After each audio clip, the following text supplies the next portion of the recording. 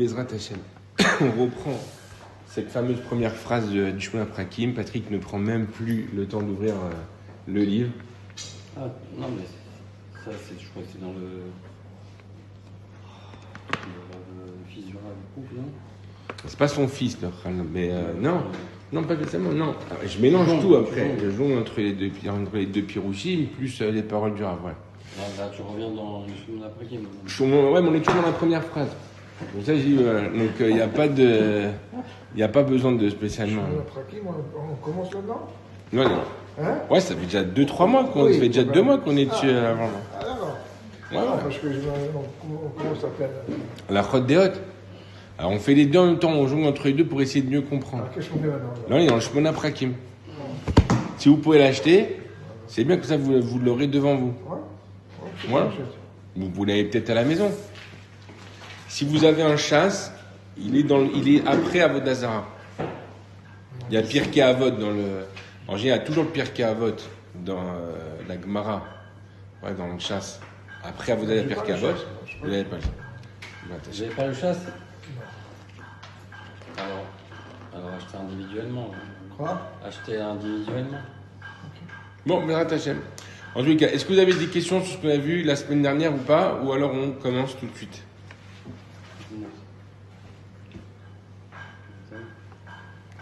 Non?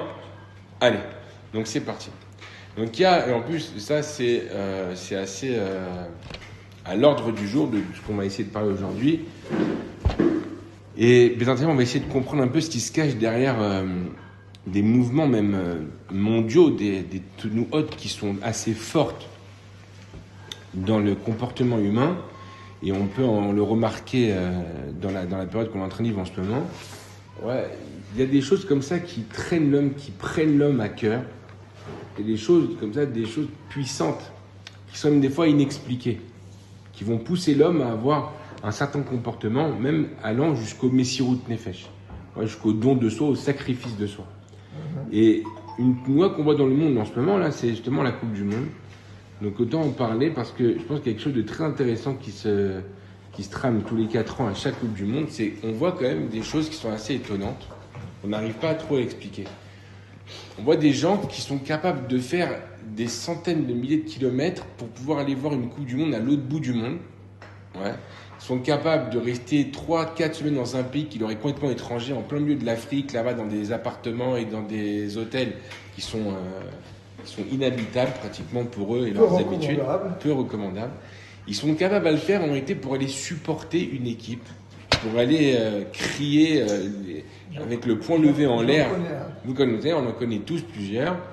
Ça va même très loin. Ça veut dire que c'est des gens qui sont même capables de tuer pour ça. Ça veut dire que, moi je me rappelle d'une vieille histoire, que je venais d'arriver en Israël. L'histoire était arrivée jusqu'en Israël, qu'il y avait un bus, un autocar de l'équipe de Marseille, qui avait rencontré un autocar de l'équipe de Lyon à une station-service. Ils se sont battus. C'est-à-dire ils sont sortis du bus dans la station-service, et il y en a un qui a pris une barre de fer et qui a tapé dans la tête d'un autre, un supporter de Lyon, et qui l'a tué. Il a fracassé la tête. Il a fracassé la tête. C'est-à-dire qu'il a pris, je sais pas, 20 ou 30 ans de prison pour meurtre, parce que, justement, mobile du crime, il supportait pas la même type que moi. Fanatisme. Alors, est-ce que c'est du fanatisme ou c'est quelque chose de plus profond?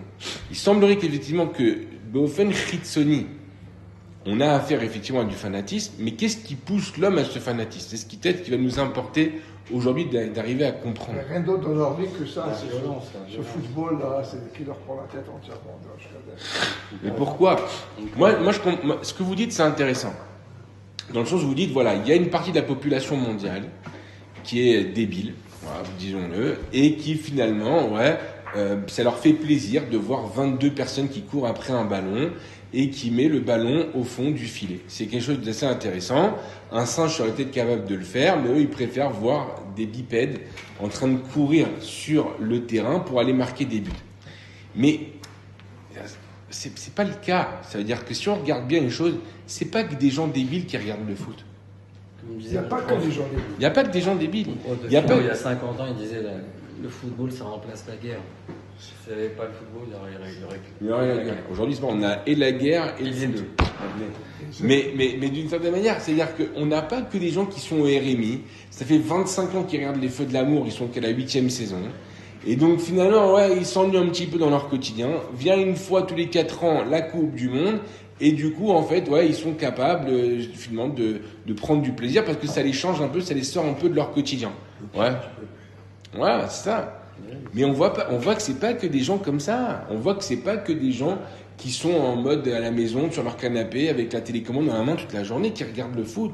Ces gens, même des fois, qui sont capables de faire des messiroutes nefesh, d'aller à l'autre bout du monde pour aller voir la Coupe du Monde. Des gens qui sont capables même d'aller se battre parce qu'ils supportent l'équipe de PSG ou de Marseille. C'est pas que c'est pas que des gens débiles, c'est pas que des gens des quartiers défavorisés qui ont rien d'autre dans leur vie que supporter le PSG.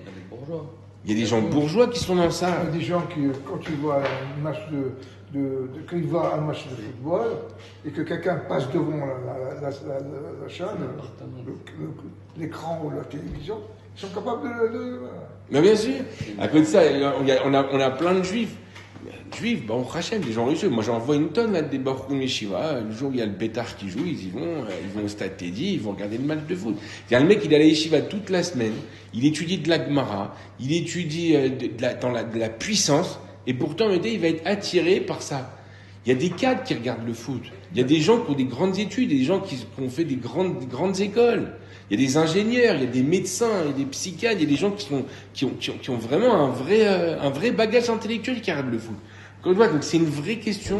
Vous parlez de fanatisme. Je suis pas contre. Je dis pas non. Mais ça explique pas pourquoi il y a des gens qui ont une vie qui a l'air assez équilibrée, qui ont une femme, qui ont des enfants, et qui sont complètement fous du foot, qui arrivent à un match à des niveaux de shigaon. Au-dessus de sa cheminée, il a une écharpe. Ouais, du PSG. Dans sa voiture, il écoute les chants du PSG. Sur sa voiture, les autocollants du PSG. Et le dimanche, quand il est en famille, il met le t-shirt du PSG. Il y a les Marseillais. Il y a les Marseillais, attention. L'adrénaline. Ah, il y a des supporters de l'OM.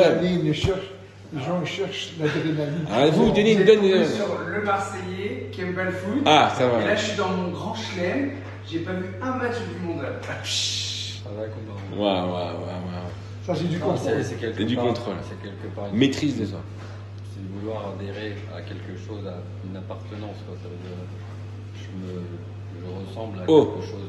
Je ressemble à... Oh, on commence à toucher quelque chose. Razak Patrick. Ouais, alors on a eu deux réponses.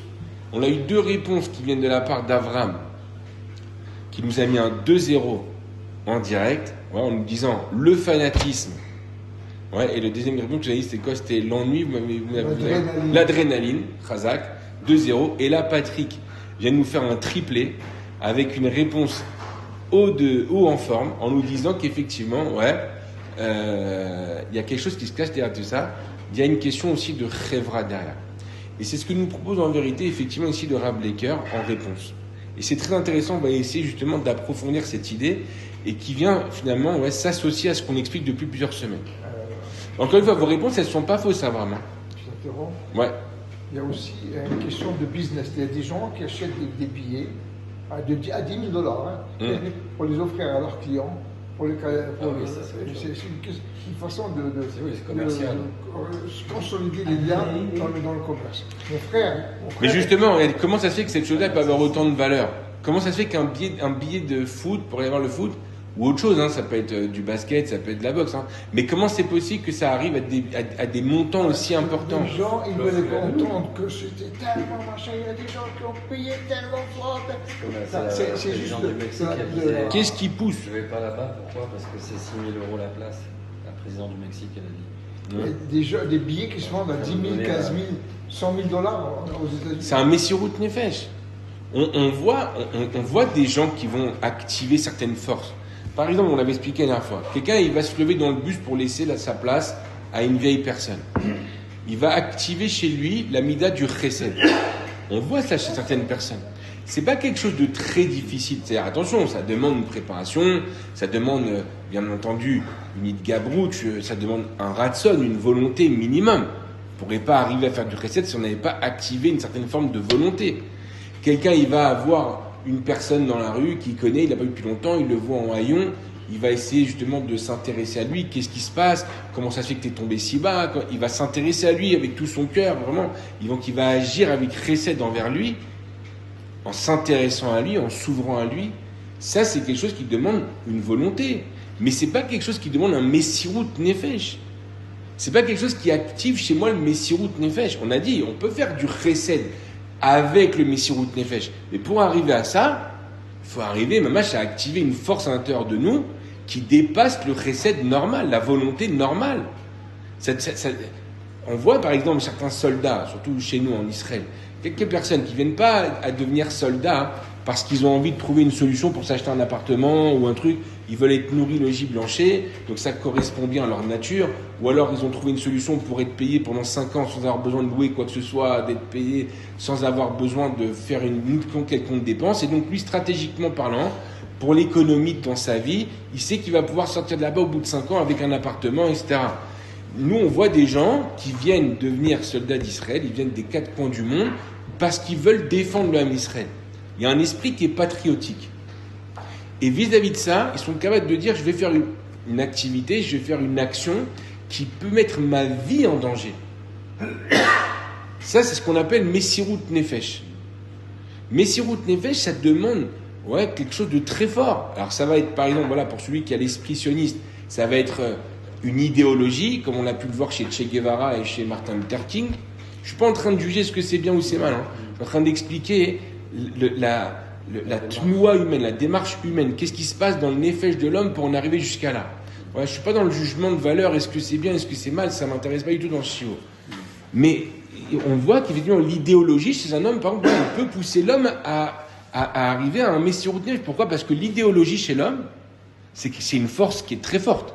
C'est quelqu'un qui est arrivé à se convaincre intellectuellement de quelque chose et qui se sent empreint de responsabilité vis-à-vis de ça. Vu que je fais partie de ceux qui ont compris ce problème-là, je vais être capable d'agir avec responsabilité. Et ça, jusqu'au don de ma vie. Combien ont donné leur vie pour leurs idéologies? Vraiment, on peut, la guerre, je suis d'accord, etc., des personnes qui vont là, jusqu'au foot, utiliser le côté Messirut Nefesh. C'est ça la question d'aujourd'hui. C'est la folie. Je ne sais pas si on peut arriver jusqu'à dire c'est Messirut Nefesh. Mais on le voit, 10 000 euros pour un billet. Combien de temps il a travaillé pour 10 000 euros? On ne parle pas que des gens qui gagnent 45 000 euros par mois. Et même s'ils gagnent 45 000 euros, ils sont rares déjà ceux-là. Mais même, prenons quelqu'un qui gagne sa vie à ce niveau-là. Un billet à 10 ou 15 000 euros. Ça représente 20 ou 30% de son salaire. C'est Messirut Nefesh. D'aller faire un voyage, d'aller traverser le monde, d'aller traverser l'Atlantique, voire plus, pour aller... Il ne va pas mettre sa vie en danger. Messirut Nefesh, c'est pas que mettre sa vie en danger. C'est d'aller au-dessus de ses forces. Effectivement, aller mettre sa vie en danger, c'est aller au-dessus de ses forces. Un homme, normalement, il a un esprit de survie.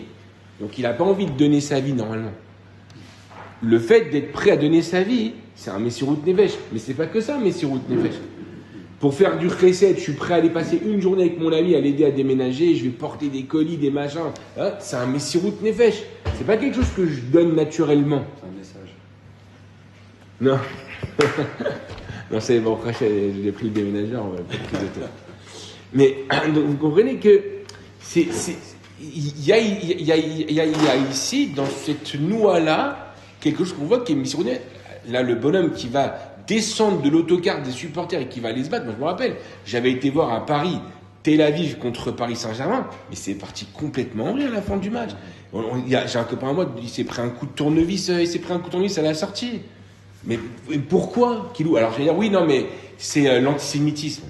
C'est pas vrai. Je peux vous dire que c'était pas vrai. J'étais là-bas, je l'ai vu de mes propres yeux. C'était pas par antisémitisme. C'était par foot. Les mecs, ils étaient dégoûtés d'avoir perdu le match.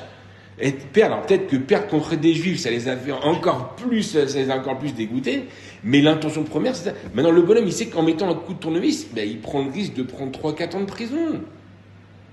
Ça, c'est Messirut Nefesh. Sur le moment, il ne pense à rien du tout. D'accord. Il est Il y a des bonhommes, il y a des bonhommes, ils sont... Regardez, allez, non pas jusqu'à dans ces extrêmes-là. Prenez un bonhomme, en vérité, voilà, un petit jeune, qui est pour le Bétar ici à Jérusalem. Ils font des graffitis partout, sur tous les murs. C'est nouveau. Là. Partout. Nahon, La Familia et BJ. Il y a 1 an, 2 ans.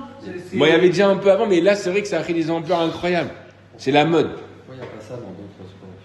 Non, si, il y a aussi. C'est plus diffus. Non, c'est vrai que le foot, c'est à la mode en ce moment, dans le monde et tout. Depuis 20 ans, c'est le sport à la mode. Tu vois un match de rugby, Ouais, est-ce que c'est plus des sports à la mode? Mais c'est vrai. Mais qu'est-ce que, à un moment donné, faut se mettre à réfléchir. Ok, il y a un jeune, il commence à aimer le foot, il va commencer à regarder un match par semaine, etc. De temps en temps, il va aller voir un match au Stade Teddy et tout. Bon, ok, c'est son kiff, c'est son passe-temps, c'est son truc. Il y a aussi le marketing. Attendez, on n'est pas dans le marketing. Non, on n'est pas. Mais ce qui pousse les gens. Non, justement, ça va être ça le chidouche. C'est pas ça. C'est pas ça. Le marketing, il va servir de ça. Je suis d'accord avec vous. 100 millions de dollars, 200 millions de dollars par an. D'accord, je suis d'accord qu'ils jouent en vérité sur ça, les gens qui veulent gagner de l'argent. C'est normal. Ils voient qu'il y a des gens qui sont attirés par ça. Si je vends un truc qui ne porte pas d'intérêt aux yeux des gens, je risque pas de gagner beaucoup d'argent. Par contre, si je vends quelque chose dont les gens ils sont attirés par en foule, je risque de devenir en vérité millionnaire. Mais c'est pas le sujet. Parce que vous êtes en train de me dire, parce que finalement, il y a une envie d'aller vers ça. Alors, il y a des gens qui sont autour comme des requins pour gagner de l'argent. Mais c'est pas ça le shoresh. Le bonhomme, le petit jeune, voilà, qui va aller se balader partout dans Jérusalem et qui va aller faire des graffitis sur tous les abris de bus et sur tous les murs et sur tous les trucs parce qu'il aime le bétard jérusalem, c'est pas parce qu'il veut gagner de l'argent avec ça. Vous êtes d'accord? C'est sûr. Qu'est-ce qui me pousse à ça? C'est pas lui qui regarde. On parle des compagnies. C'est pour ça que je dis que c'est pas le sujet parce que on parle pas des compagnies qui vont se servir. Il n'a pas la Messirut. On peut pas dire qu'il a la Messirut Nefesh. Il a Non, une volonté là je dis pas que chez lui c'est... Il a une volonté d'appartenance. Exactement. Moi je parle pas que de Messirut Nefesh. Attention. On va dire que c'est l'extrême. Là je voulais parler d'autre chose. Il y a le Messirut Nefesh, on le voit chez certains. Je suis capable de dépenser 10 000. Je suis capable de prendre 50 ans de prison parce que je suis mort. Ça c'est Messirut Nefesh. Maintenant après à côté de ça, effectivement il y a quelqu'un. On voit que ça devient Mamash Merkaz HaChaim Shelo. C'est-à-dire qu'un jeune qui va aller s'acheter une bombe de graffiti. Ouais, pour aller sur tous les murs, graffer sur tous les murs et se trouver un truc par là, vous voyez qu'en vérité, finalement, lui, c'est peut-être pas Messirut Nefesh, mais c'est quelque chose qui est devenu le Merkaz HaChaim Shelo. Sa chambre, elle est complètement décorée par des posters de joueurs de foot, etc. Tu vois que le bonhomme, il est passionné par ça. Donc là, maintenant, je parlerai plus de Messirut Nefesh, mais je parlerai de passion. Et ça, pareil, c'est une trouna dans le Nefesh qui va loin. Être passionné par quelque chose, c'est une expression extrême de la Gvora. Ça va très loin. Messirut Nefesh, ça va très loin. Passion, ça va très loin. Donc il y a des gens qui sont passionnés par ça. Et encore une fois, on ne parle pas que de gens qui sont débiles. On parle de gens qui sont à la yeshiva, on parle de gens qui sont des cadres, des gens qui sont ingénieurs dans leur vie et qui vont aller le samedi soir aller regarder, supporter leur équipe de foot. Et tu vois que ça prend une place très forte dans leur existence. Qu'est-ce qui se cache derrière ça? C'est la question d'aujourd'hui. Il y a aussi, tu dis que tu n'es pas d'accord, mais la psychologie des gens qui font ce qui mettent des publicités à remplir la tête de n'importe qui, du gosse à l'adulte, pour l'inciter à s'intéresser à ça. C'est des bois noirs. Non, mais je peux t'assurer que quelqu'un qui a réussi à trouver dont on va parler aujourd'hui, autre part que vous, même vous pouvez lui mettre du marketing toute la journée dessus, ça l'intéresse pas. Moi, personnellement, je l'ai vu, on en a parlé, qu'il y a la Coupe du Monde. J'ai vu les bouteilles de coca à ma table de Shabbat avec le ballon de foot dessus. Je sais que c'est la Coupe du Monde. J'ai même pas eu une seule seconde, une envie de regarder un match. Je m'en fous complètement. Et pourtant, le marketing, il a tapé à fond les ballons pour que tout le monde regarde. Le marketing, il vient en fin de course. Il y a une noix, il y a un mouvement mondial pour quelque chose. Maintenant, le marketing, lui, il vient et il dit, pas pour que tu regardes, pour que tu consommes autour de ça. Regarde, viens dans mon café parce que là-bas, ça sera diffusé en grand écran.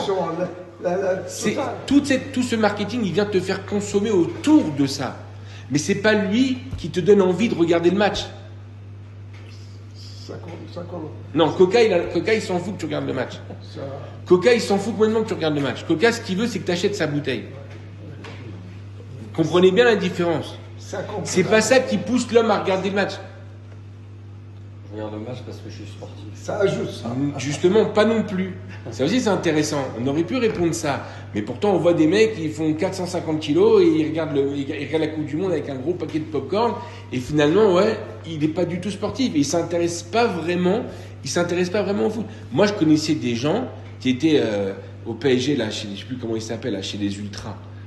Je ne sais plus comment, peu importe, ça n'a pas vraiment trop d'importance. C'est des mecs de Boulogne, là. Parce que j'avais des potes qui étaient dedans. Mais des bonhommes qui n'avaient strictement rien à faire du foot. C'est-à-dire, c'était pas déjà, ils n'étaient pas sportifs du tout. Mais ils gagnent de l'argent. Ils gagnaient pas de l'argent, ils payaient. Parce que pour payer l'abonnement tous les ans à. Il y a aussi des supporters qui gagnent de l'argent pour supporter, justement. Mais. Tu les vois, des fois, ils sont même pas devant le match, ils sont derrière. Bah, moi, je peux vous dire qu'en vérité, que ce mec-là, il gagnait pas d'oseille, ça lui coûtait très cher de pouvoir avoir l'abonnement l'année au Parc des Princes.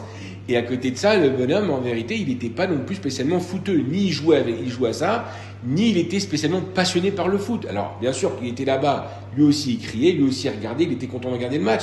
Mais c'était pas non plus un passionné au point de m'en parler toute la journée. Mais par contre, c'était quelque chose, je le voyais bien. Le fait d'être supporter, c'était quelque chose qui faisait partie en tout cas du Merkaz HaChaim chez lui. C'était quelque chose qui était important dans sa vie, et je l'ai même vu chez certaines personnes, qui est le centre de leur vie. Mais attends, tu prends le goy. J'en connais un petit peu. Le goy, qu'est-ce qu'il a comme valeur? Qu'est-ce qu'il a comme... on a une chaïroute avec la Torah, etc. Mais le goy, qu'est-ce qu'il a? Il cherche des valeurs. Les valeurs, c'est quoi? Bon, parce que quelque part, c'est une appartenance, et je me réfère à ce groupe. Alors c'est pas que référer, ça va en fait beaucoup plus loin que ça, mais vous êtes sur la bonne piste. On est sorti à la bonne sortie. Mais effectivement, en vérité, ouais, c'est pas qu'une question de je me réfère. Parce que en vrai, ouais, qui c'est qui se réfère vraiment aux joueurs de foot ou à leurs entraîneurs ou à le truc, parce que ils ont pas de valeur spécialement à transmettre. C'est ça. Ouais, mais ils en ont pas. C'est-à-dire que on cherche. Alors, oui, mais il le cherche inconditionnellement dans un endroit où il n'en trouvera jamais. Mais 68, c'était quoi? C'est une recherche de valeur dans la société française. Ouais, bon, ça encore, c'est encore quelque chose d'autre à mes envies. C'est une étude en soi d'arriver à comprendre 68, etc. Parce qu'il y avait des choses qui sont très intéressantes et ce qui en est ressorti. J'ai lu justement un livre sur une biographie de Benny Lévy, justement sur mai 68, et il disait que mai 68 n'a strictement rien à voir avec la volonté première d'avoir justement fait mai 68. Ce qui s'est passé mai 68 et ce qu'ils ont voulu faire n'ont vraiment strictement rien à voir. Il faut vraiment étudier le sujet pour essayer de comprendre qu'est-ce qui se cache derrière ça. Ça joue, mais... Jean-Claude Ziegler et Cohn Bendit. Ouais. Qui ça? C'était Benny Lévy, c'est à l'époque, le film et Jean-Claude Ziegler. Jean-Claude Ziegler qui a fait Tchouva, il est un grand rabbin arabe. En tous les cas, ce que Patrick il a dit, c'est le tiboun qu'on doit prendre aujourd'hui. C'est de comprendre vraiment qu'il y a un sentiment d'appartenance. On avait expliqué lors des cours précédents que l'homme, en fait, il a deux façons de regarder son nefesh, il a deux façons de regarder le monde. Il peut le regarder ou d'une manière qui est primitive, on regarde les choses au fait pratique, c'est-à-dire qu'il peut voir en fait des prates, il peut voir des particules d'existence. Il peut considérer l'histoire comme étant des particules, des moments qui ne sont pas reliés les uns entre les autres. Ouais. Il distingue des choses dans son existence. Il peut distinguer sa vie professionnelle de sa vie au Beth Midrash, de sa vie à la maison, de sa vie au club de sport. On avait dit que l'homme, justement, il a été créé avec l'esprit du Yichud. Chez les Goïms, à un certain niveau, parce que eux aussi, ils sont créés Betselem Elohim, ouais, mais ouais, le peuple juif a un niveau encore plus profond. Jusqu'à dire que, effectivement, ouais, que l'essence même de l'être humain, c'est justement le Yichud, l'unité. Du coup, en fait, on arrive à comprendre, et on comprend mieux encore, justement, toute l'œuvre du Rav Kook et pourquoi il s'est finalement tellement arrêté, tellement investi, tellement préoccupé justement de ce qu'on appelle la voda du klal. Parce qu'en fait, la chevra, elle est justement une recherche profonde de l'être humain. L'être humain, il a besoin de se sentir dans une chevra. Il peut être ingénieur, travailler dans un bureau toute l'année, gagner très bien sa vie, mais il ressent un manque très profond dans son existence. Il peut ressentir en fait qu'au fond, il travaille, gagne bien sa vie, etc., il a une famille, mais il n'a pas de chevra. Sa vie ne tourne pas autour d'une idéologie ou même ne serait-ce que d'un sport où il se sent appartenir à une équipe. Il se sent appartenir à quelque chose de commun, de clali. Et ça, c'est quelque chose qui lui manquera terriblement. Il y a une grande étude qui a été faite ces 20 dernières années dans les prisons américaines parce que les Américains, je crois que c'était justement quand il a commencé à être président, je ne sais plus lequel, Bill Clinton ou un truc comme ça, jusqu'à Trump qui a mis ça en avant, où les gens qui ont fait des meurtres, ou les gens qui ont fait des choses très graves, ils se retrouvent à devoir être en isolement en prison. C'est très intéressant parce que finalement, qu'est-ce qui se passe au bout de 20 ans ? C'est ces gens qui sont dans des cellules seuls, qui n'ont pas le droit de voir le ciel et qui ont le droit de se balader 20 minutes par jour dans une salle rectangle qui doit faire 4 mètres sur 2. Ouais. Ces gens-là, pour la plupart, 20 ans après, sont pratiquement tous devenus fous. L'être humain, il n'est pas fait pour vivre seul.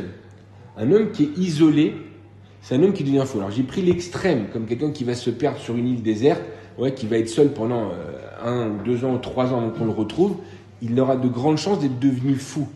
Il va peut-être se faire copain avec les animaux là-bas, etc. Il faut qu'il trouve quelque part où trouver avec qui parler avec des trucs. Hein ? Williams. C'est quoi Williams ? Et où le judaïsme Le monde avec quand tu prends le ballon. Et où le judaïsme nous dit d'aller à la Knesset, Ikanes, pour être dans une chevra. Pourquoi ? Mais pourquoi ça prend autant de proportions ? Pourquoi quelqu'un qui va se retrouver seul dans une prison ou qui va se retrouver seul sur une île devient fou ? On n'est pas fait pour être seul. On n'est pas fait pour être seul, mais on peut dire aussi on n'est pas fait pour ne pas être des giborim. On n'est pas fait pour ne pas être des bal chassadim.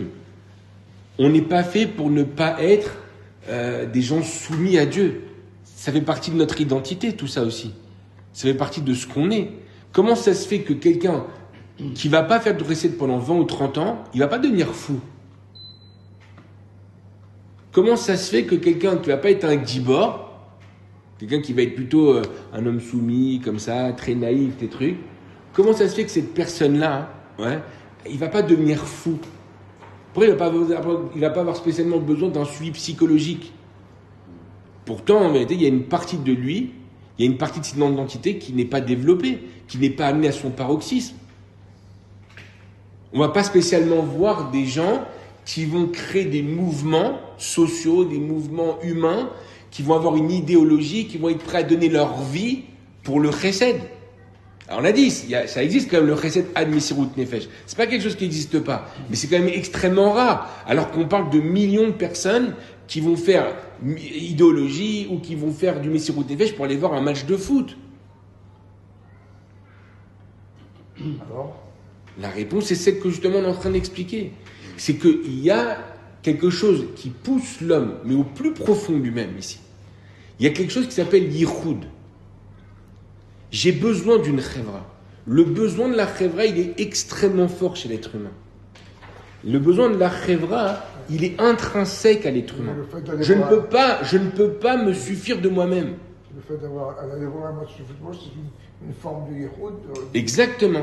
C'est qu'il se sent, comme il a dit Patrick, appartenir à une chevra. Il est dans un yichud. Tout en étant seul. Non, il n'est pas seul. Il a des copains qui sont comme lui, qui sont... Alors, dans ses copains, il a le mec qui est spécialisé dans tel domaine, l'autre il y a le violent, l'autre il y a à côté de ça la brute, il y a le truand, il y a vraiment toute son équipe autour de lui, mais leur merkaz achreim, c'est ça. Ils se regroupent. Ils se voient pas que quand il y a des matchs. Ils vont boire des pots ensemble. Il y a des réunions pour savoir quel est le futur autocollant qu'on fait et la nouvelle musique qu'on va sortir. Et le mec, il est capable d'aller acheter une bombe et lui, il fait des graffitis partout. Et en dessous du graffiti, il marque son nom. Il signe. Pourquoi il signe ? Parce qu'il veut que les autres qui vont voir, ah, regarde, il y a le nouveau graffiti, maintenant. Ah ouais, je le connais, c'est lui. Ouais, je le connais, bien sûr. Et il ressent, une gratification, justement, de la place qu'il a trouvée au sein de la Khevra. Ne levez pas la lèvre. On est tous pareils. Vous ne le trouvez peut-être pas dans le foot, vous le trouvez peut-être au Beit HaMidrash, mais c'est une nécessité pour l'homme. Pourquoi l'homme il est tellement pris par la ta'avat kavod? Pourquoi un homme il est prêt à être rodef kavod?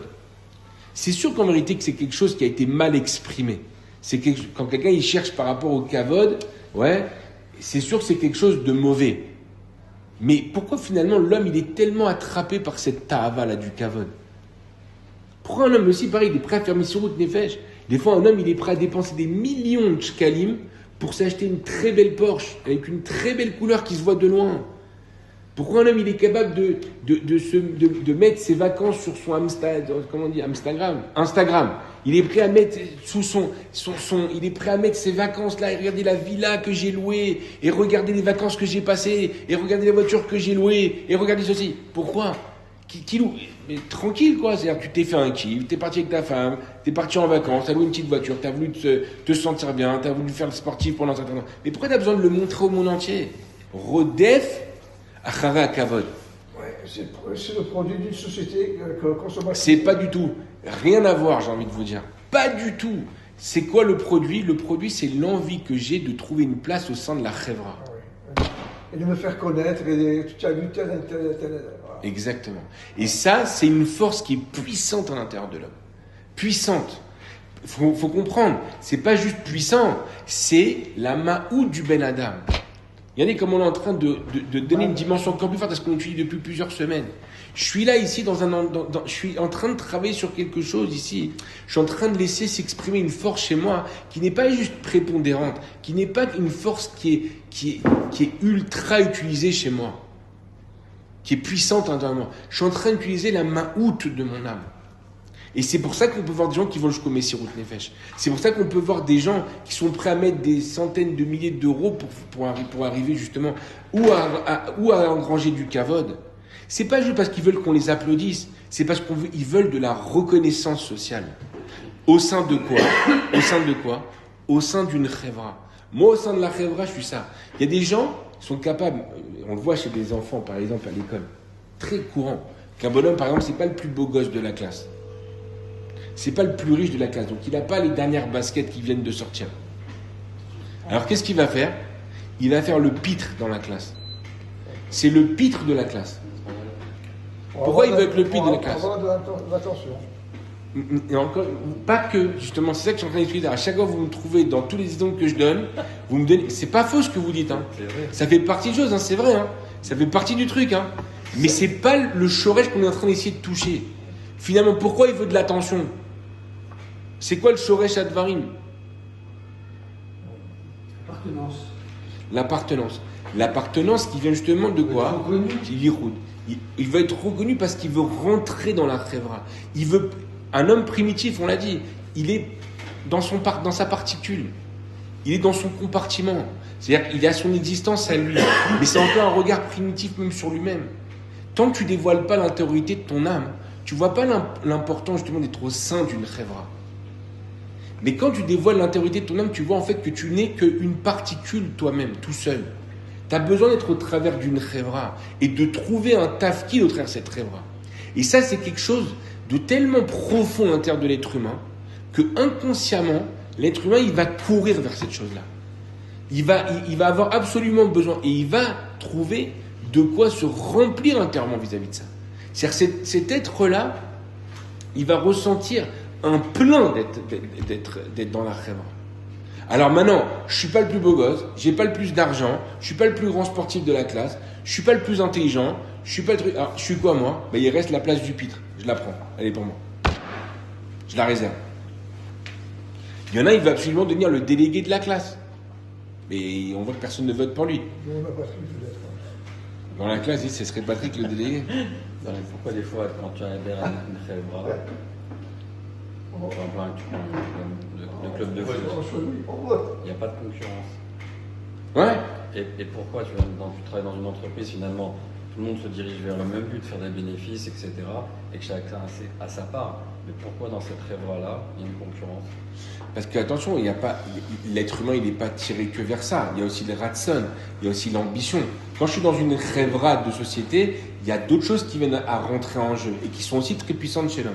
La volonté est aussi une force extrêmement profonde. L'homme, pourquoi il a 100, il veut 200, pourquoi il a 200, il veut 400. Hachem, il a mis intrinsèquement aussi cette force-là pour qu'on ait toujours le besoin intrinsèque d'évoluer. Et finalement, à partir du moment où j'ai compris que moi, j'arrive pas à évoluer, le fait de descendre l'autre, par exemple, va me permettre à moi de subir une élévation contre moi-même, contre lui, et bien que moi, j'ai rien fait pour évoluer. Donc, c'est pour ça qu'il va y avoir une concurrence. Mais ça, c'est encore un autre sujet qui sera très intéressant. Ça peut être intéressant quand on étudiera le M-Cher Tarsou, par exemple, avec l'aide d'Hachem. Alors, on verra, on parlera beaucoup de cette force aussi-là, qui est la force du Ratson. Pour l'instant, ce qu'on est en train de voir dans le Shmona Prakim, c'est surtout cette force-là qu'on appelle le Yichud.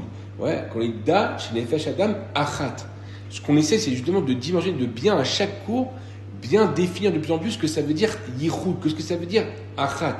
C'est un sujet qu'on entend tous, on connaît tous cette expression, le Yichud d'Hachem, le Yichud de la Neshama.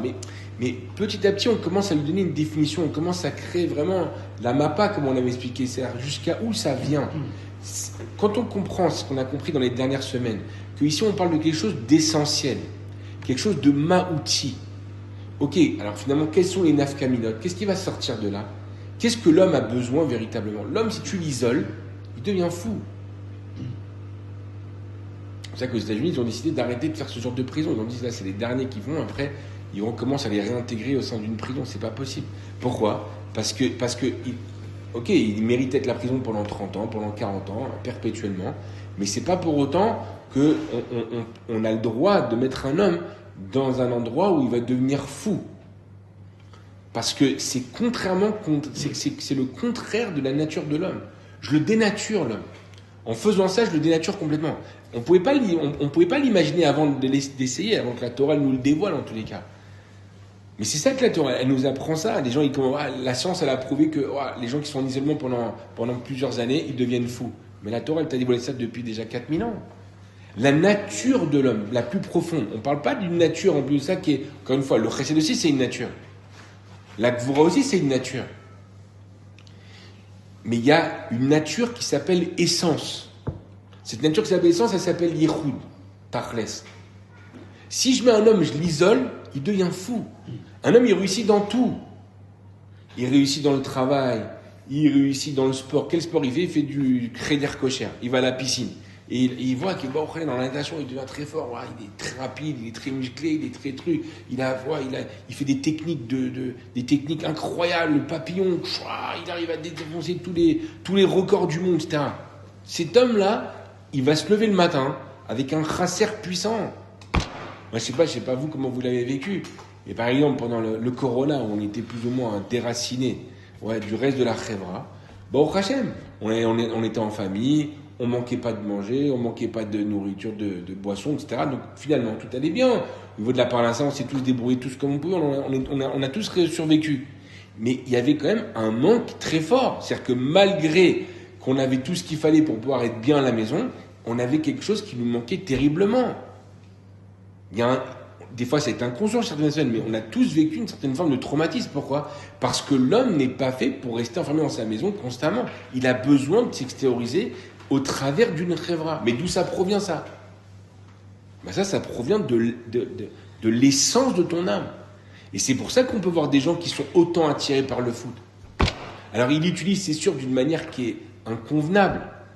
Parce que c'est bien dommage d'utiliser une force aussi puissante de l'âme pour en faire quelque chose de si bas. Il y a une des raisons qui est très intéressante.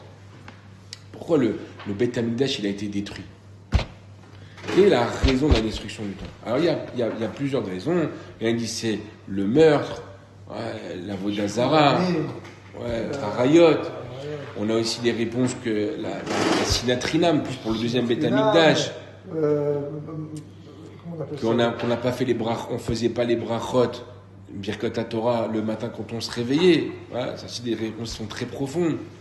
Il y a une réponse, que on connaît bien aussi et qu'il faut savoir aussi expliquer. Une des réponses que la Gemara elle donne, c'est qu'en fait, les Béné Israël, ils s'étaient trouvés grâce au Beth Amikdash un bon alibi pour fauter. Puisque finalement, je faute, et je sais que vis-à-vis de cette faute-là, je peux amener un korban khatat. Vis-à-vis du fait que j'ai manqué à une zatassé, aujourd'hui, moi je me suis pas levé, j'étais fatigué, je n'ai pas mis mes tefilines, je pouvais amener un korban ola. Finalement, en vérité, où il était arrivé, le Beth Amikdash, à devenir un alibi pour nos fautes. Qu'est-ce qu'il a fait à Kadosh Baruch Hu? Il dit, c'est mon Beth Amikdash, finalement, qui vous sert à vous trouver une bonne raison de fauter. Alors je le détruis. Le Beth Amikdash, normalement, il devrait vous faire prendre conscience de la gravité de la faute. Et donc vous empêcher de fauter. Si le Beth Amikdash que je vous ai offert, il est devenu tout le contraire, il est devenu l'alibi pour pouvoir continuer à fauter, alors véritablement, mon Beth Amikdash, il ne sert plus à rien, je le détruis. Vous prenez quelque chose, vous l'utilisez pour son contraire, j'ai plus aucun intérêt à vous donner un Beth Amikdash. Au contraire, je vous ai fait du mal. Quand Hachem il crée quelque chose, c'est pour donner du bien à l'homme, pour l'aider à se développer, pour l'aider à optimiser ses forces, pour l'aider à devenir. Mais quand Hachem il te donne quelque chose, cette chose-là, elle te détruit, Hachem il te l'enlève. Hachem il voit qu'il y a des fois des gens, par exemple, ils ont une certaine forme de richesse. Ça va être par exemple la chorma. Hachem il te donne la chorma. Cette chorma, elle t'aide dans ta vie. Cette chorma même, elle peut être le tafkid de ta vie. Mais maintenant, cette chorma-là, toi tu l'utilises contre Dieu. Tu vas l'utiliser pour faire des choses en réalité qui sont contre Dieu. Tu vas te lancer à corps et âme dans la philosophie.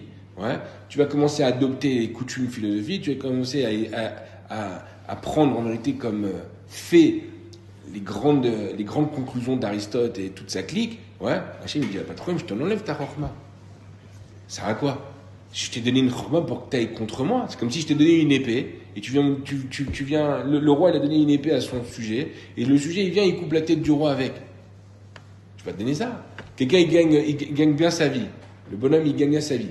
Avec cet argent, qu'est-ce qu'il fait? Il part en vacances constamment. Il s'achète une belle voiture. Il profite de la vie. Il s'achète des belles fringues. Il s'achète des trucs.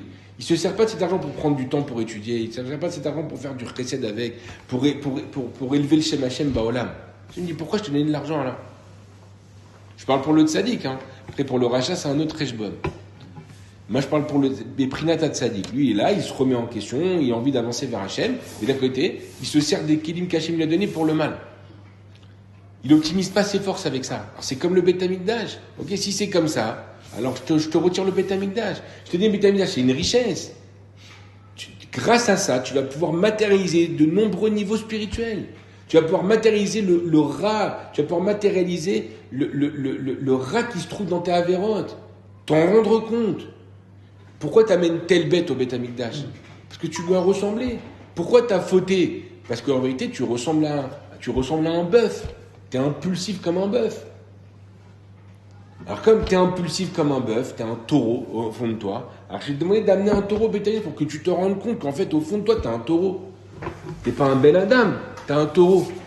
Donc Hachem, il est content de donner à l'homme la possibilité de se remettre en question et de prendre conscience le mal qu'il fait, et de prendre conscience de la difficulté qu'il y a à l'intérieur de lui qu'il faut arriver à subjuguer. Mais si maintenant toi tu prends ce bœuf-là pour te donner un alibi pour fauter, tu regardes même plus le bœuf, tu as juste ce qui t'a coûté pour pouvoir te faire pardonner de tes fautes. Si c'est ça, pas de problème, je t'enlève le Beth Amikdash. Il n'a pas de conscience l'homme. Il doit, justement, le Beth Amikdash, il est la conscience de l'homme. Il doit être le da'at de l'homme. Mais l'homme, le problème, c'est qu'en réalité, il ne le prenait plus à cette époque-là comme une source d'influence positive. Il le prenait comme un alibi. Hachem, il lui a enlevé. Donc c'est pareil ici, mais Vadaï, que le besoin de la chevra, le besoin du kavod, c'est pas quelque chose de mal. Qu'un homme, il a besoin d'avoir une reconnaissance sociale, tant qu'elle est équilibrée, elle est quelque chose de très positif. Bien sûr. Qu'un homme, il va être dans une chevra, et il va être le cuisinier de la chevra, et qu'à chaque fois qu'il amène les plats au kidouche, par exemple, on dit, vraiment, c'est quand la cavote, c'est super bon ce que tu fais, vraiment, c'est toujours sympa, tous les shabbats c'est différent, etc. Et les gens, ça les pousse à venir à la synagogue parce qu'ils savent qu'il y a un bon kidouche après la synagogue, et qu'il va prendre du kavod parce que les gens, ils vont tous venir l'applaudir, tous venir lui serrer la main. Ce kavod-là, il n'est pas quelque chose de négatif, à partir du moment où tu t'en sers pour Hachem, et que tu continues à t'en servir pour Dieu. Mais à partir du moment où tu le recherches, à partir du moment où tu t'en sers pour chez Mishmor, entre guillemets, détruire l'image de Dieu, le Vadaï qu'elle est mauvaise. Donc Hachem, il a donné en nous une force qui est puissante. Cette force qui est puissante, elle s'appelle Yichud. Il faut que je m'en serve pour le bien. Et maintenant, effectivement, il faut comprendre un truc, c'est que cette force qui s'appelle Yichud, qui est essentielle chez moi, qui est une force essence, elle nécessite de s'exprimer au travers d'une chevra. Tu n'en as peut-être pas conscience, mais elle est nécessaire. Tu as besoin d'être dans une communauté, tu as besoin d'être, avoir un rab, avoir des élèves, avoir une chavruta, avoir des collègues de travail. Tu as besoin d'être entouré. Un homme, il peut avoir quelques heures par jour où il est seul, parce que c'est quelque chose, des fois aussi, qui fait du bien. Se retrouver, ouais, se retourner un petit peu vers soi-même, d'arriver à comprendre qu'est-ce qu'il ressent. S'il est tout le temps autour d'une chevra, il n'arrive pas toujours à avoir du recul sur sa vie. C'est important des fois qu'un homme il ait quelques heures par jour, ouais, où il se retrouve un petit peu seul. Je dis pas le contraire. Il peut avoir quelque chose de particulier. Par exemple, lui, il est dans une chevra pour le travail. Il est au Beth Midrash, il est avec du monde, et il a besoin dans son sport de courir parce que c'est le moment où il se retrouve un petit peu seul. Il prend de l'air, il prend du recul, il réfléchit sur soi-même. Ça peut être quelque chose de bien. Un homme, il peut le vivre aussi au niveau du travail. Si, quand il fait du sport, il est dans une équipe de basket. Si, quand il est au Beth Midrash, il est avec du monde. Et dans son travail, il a besoin de se retrouver un petit peu seul. C'est sa manière à lui de se concentrer et de revenir un peu vers lui-même. Alors, c'est une bonne chose, pas grave, c'est bien. Mais un homme, il ne peut pas vivre tout constamment seul. Pourquoi c'est comme ça? Parce que, attention, c'est pas juste un bien. C'est pas juste quelque chose qui tourne autour de sa vie. C'est le merkaz achaim de son existence. Pérou Orbo, c'est pour ne pas qu'il soit seul. Nahon, La base. Nahon, c'est la base. C'est ça qu'on est en train de dire. Bereshit bar Elokim et Shamim et Ta'aret, Shamim Varet, c'est davar echad. Il a créé la chose et son contraire. Nahon. Vous voulez dire quoi, Nathan? Sur ça, justement, j'ai deux trucs. D'abord, la maout. Quand on dit la maout, Naissance. on avait dit Nefesh Roar Neshama, justement le côté map, mais ça veut dire que le Yehoud, elle se situe où? Elle entoure tout. Elle est matif. Elle entoure tout et elle unifie tout. C'est pas juste, qu'elle relie. Elle unifie. C'est pas une force. C'est pas justement dans les Kéli. Ok, il y a ce côté d'appartenance. Si c'est une force, on l'appelle Kouar. On l'appelle Kouar matif. Ce besoin d'appartenance de l'homme, etc., frère etc., c'est pas une force? C'est aussi une force. C'est aussi une force, mais cette force-là, elle est au-dessus de toutes les autres. Elle entoure toutes les autres. Elle vient et les unifie. Elle éclaire tout le reste. C'est pour ça que le Rav Kook, il s'est vraiment investi dans ce sujet-là, parce qu'il a compris en fait que en développant cette chose-là, alors on arrive à retrouver plus que du sens au travers de toute notre Avodat Hashem. Tant qu'on travaille sur des choses qui sont tout aussi importantes, attention, on est Mezel Shum Davar, quelqu'un qui est Mezel Zel, Davar Echad Batora, une seule Misa Batora ou Dvar Nikra Kofer. Donc attention, ce que je viens de dire là ne remet pas en question que celui qui est Mezel Zel sur la Souka, celui qui est Mezel Zel sur le Shofar, sur la Chilat Matzah, etc. Il est déjà Kofer Baïkar, attention, hein. Parce que justement, c'est ce qu'on dit, tout est un. Si je fais le Shofar mais je ne fais pas la Souka, j'ai déjà désunifié la Torah. Mais quand on parle justement du corps à Yichud, on parle justement on parle de la chose qui est dans l'essence de l'homme. Et ça, maintenant, du coup, ça prend quelque chose de très différent. Prenons quelqu'un, par exemple, qui, pas parce qu'il refuse la Souka, ouais, pour une raison ou pour une autre, il n'arrive pas à la Souka. Ouais, il a une ta'ava de son bon lit et Bémet, il n'arrive pas à la Souka. Ça le saoule, ça le gonfle, jusqu'à qu'il ne mange même pas dans la Souka. Pas parce qu'il est rebelle envers Hachem, parce qu'il a une ta'ava de ne pas faire comme l'Hachem il demande à ce moment-là. Il a une ta'ava de manger à sa table, il a une ta'ava de manger au restaurant, il a une ta'ava de dormir dans son lit. Donc il ne fait pas la Souka. Ouais. C'est grave. Mais le mec, il n'a pas falsifié son âme. Le mec, il n'a pas dénaturé son âme. Par contre, le bonhomme, il a un gamme dans la Emouna. Il a falsifié son âme. Avodah Zara. C'est déjà quelque chose qui sort l'homme complètement en vérité de ce qu'il est. Pareil pour le meurtre. Le meurtre, il falsifie l'âme. Pourquoi le meurtre, il falsifie l'âme? Parce que justement, j'ai tué une autre partie du Yichud. J'ai tué une autre particule de ce qui doit former le Yichud. C'est pour ça que sur ces mitzvot-là, on dit Yarek Velo Yahavor. Pourquoi quand j'ai fait Arayot, j'ai été voir une échétiche, j'ai séparé un couple. Cette femme, elle peut plus jamais connaître son mari. Pourquoi c'est comme ça? Je suis venu, j'ai dénaturé le monde. J'ai séparé quelque chose qui était normalement uni. Un homme et une femme, c'est un yichoud. Quand ils se marient, ils deviennent plus qu'une seule âme. Finalement, quand je suis venu, que moi je me suis interposé entre les deux, j'ai détruit le yichoud du monde. Je comprends pourquoi. Arayot, Shifrut Damim Vavodazara, c'est Kolkar Nikra Chamour. C'est pour ça qu'en réalité, qu'ici on dit Yarek Velo Yahavor. Vaut mieux plutôt se laisser tuer, vaut mieux mourir, vaut mieux se tuer, plutôt que transgresser ces trois avérotes. Pourquoi? Parce que là, ici, je viens pas juste créer un gamme dans mon nefesh. Je dénature complètement mon nefesh. Alors normalement, ça c'était une introduction à quelque chose qu'on aurait pu comprendre, mais je sais pas, il nous reste sûrement pas de temps, non? Tu voulais te passer vraiment? Il nous reste 8 minutes? Bon, alors peut-être, voilà, ça suffira pour cette deuxième partie du sur. Quelque chose qui est très intéressant. Justement, il y a justement une grande marque-loquette entre la Torah et la psychologie. On en a déjà vu plusieurs, on va en voir une autre. Et qui se rapporte complètement à ce qu'on a expliqué depuis le départ. La psychologie, elle va partir du principe justement qu'on est des particules. Des particules qui vont essayer de conjuguer leurs forces, et qui vont essayer de créer une communauté. Entre parenthèses, tout ce qu'on étudie depuis le début nous fait bien comprendre l'importance d'Eretz Israël. Pas en tant qu'idéologie, parce que l'idéologie d'Eretz Israël, elle vaut ce qu'elle vaut. Je parle spirituellement parlant de la grandeur de la terre d'Israël, parce qu'elle est le Kéli qui me permet, justement, d'arriver à rentrer en Yichoud avec tout le Ham Israël. Il y a une ma'ala énorme quand tout le Ham Israël est ensemble sur sa terre. C'est pour ça qu'il va avoir le Yovel à ce moment-là. C'est pour ça qu'il peut y avoir vraiment toutes les mitzvot qui sont liées à la terre, le Beth Amikdash, etc. Pourquoi? Parce que tant qu'il n'y a pas un Yichoud des forces de tout le Ham Israël ensemble, alors le projet d'Akadosh Baruch Hu, il ne peut pas voir le jour. C'est ça, cette nécessité d'être tous ensemble. Et que tant qu'on a une démocratie, ça n'arrivera jamais. C'est vrai que c'est un obstacle au Yichoud. C'est même pire. Moi, je dis que la démocratie, la démocratie, elle est finalement même plus que ça, elle est l'ennemi de la démocratie elle-même. Mais c'est un sujet en soi, on n'a pas le temps là. Il nous reste que 7 minutes. Donc, donc, ce qu'il faut comprendre en réalité, c'est que la psychologie, elle va déterminer que dans les forces de l'âme, cette fois, tout est en particules. À partir du moment où il y a un gamme qui se fait dans une particule, il y a un déséquilibre, par exemple, qui va se créer dans une force, alors l'homme, il est déjà considéré comme malade. Moi, je donne un exemple.